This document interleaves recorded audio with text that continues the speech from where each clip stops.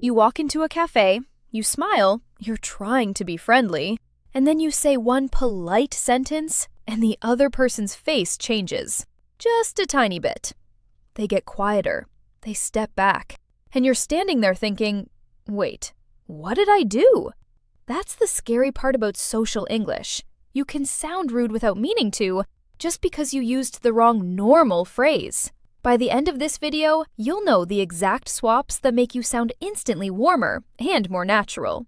In the next few minutes, I'm going to give you quick copy-paste replacements you can use today when you forget someone's name, when you didn't hear something, and when you disagree or get confused in a conversation. You'll also learn which correct textbook phrases can feel too direct in real life. Ready?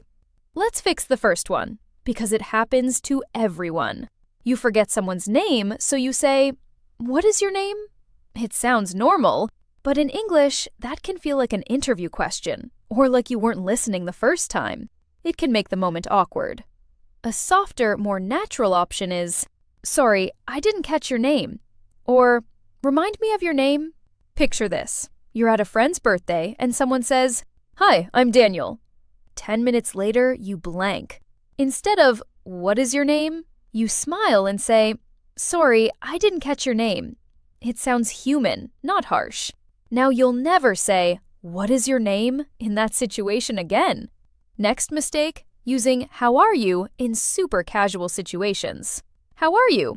is polite, yes, but it can feel a little formal or serious with strangers you're seeing quickly, like a barista or a coworker you pass in the hallway.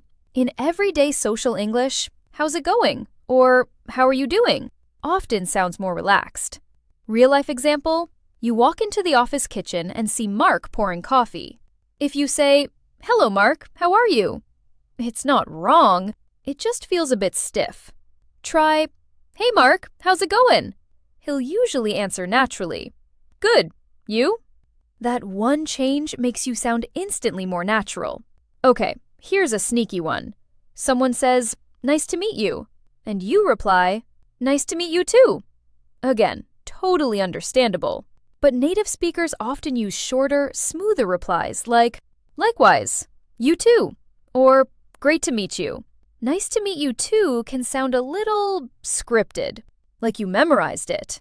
Imagine you're introduced to your friend's roommate. She says, "Hi, I'm Tasha. Nice to meet you." Instead of the long reply, you say, "Likewise, Tasha," or just, "You too." It feels confident and easy. Now you have a natural reply that doesn't sound like a textbook. We're halfway through and you've already fixed 3 social mistakes. This next one is the worst because it makes you sound demanding. When you don't hear someone, you say, "Can you repeat?" People will understand you, but "Can you repeat?" can sound like a command, especially without "sorry" or "could." It can feel like you're blaming them for speaking badly. A much softer fix is, "Sorry, could you say that again?" Or, "Sorry, what was that?" Here's the scene. You're at a noisy restaurant, and your friend says something while a blender is going off. If you snap, "Can you repeat?" it can feel sharp. If you lean in and say, "Sorry, could you say that again?" it's loud in here. You sound polite and relaxed. That tiny sorry changes everything.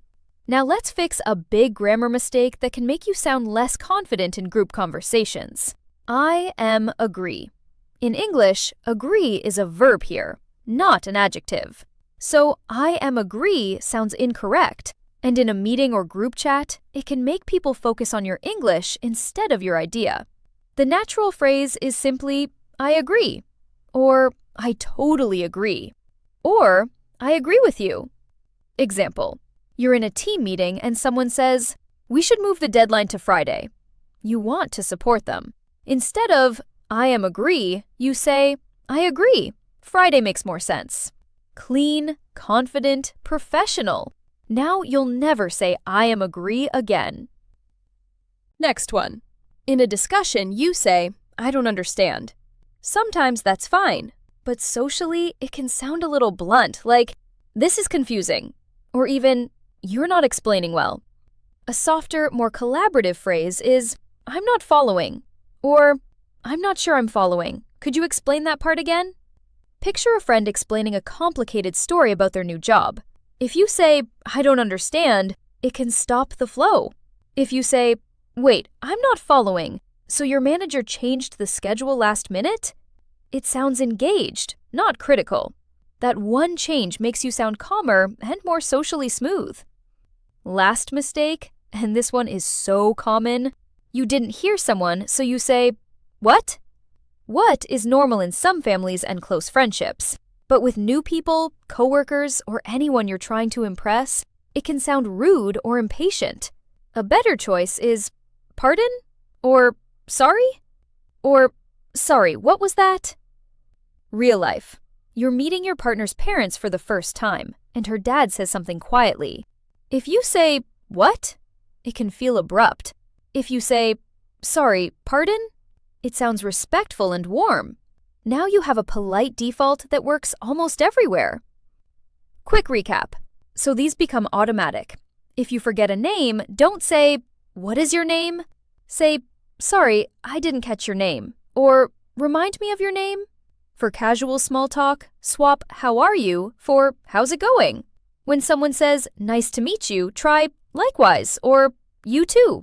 In groups, never say "I am agree." Say "I agree." If you didn't hear, avoid "Can you repeat?" and use "Sorry, could you say that again?" In discussions, soften "I don't understand" to "I'm not following." And when you didn't hear someone, replace "what" with "pardon" or "sorry." These tiny swaps make you sound instantly more polite, more natural, and more confident. Now, I want to make this practical for you. In the comments, tell me which phrase you've been using the most. What? Can you repeat? Or what is your name? And if you want, write one real situation you're nervous about, and I'll give you a natural sentence you can use next time. All right, go try one of these today, and I'll see you in the next video.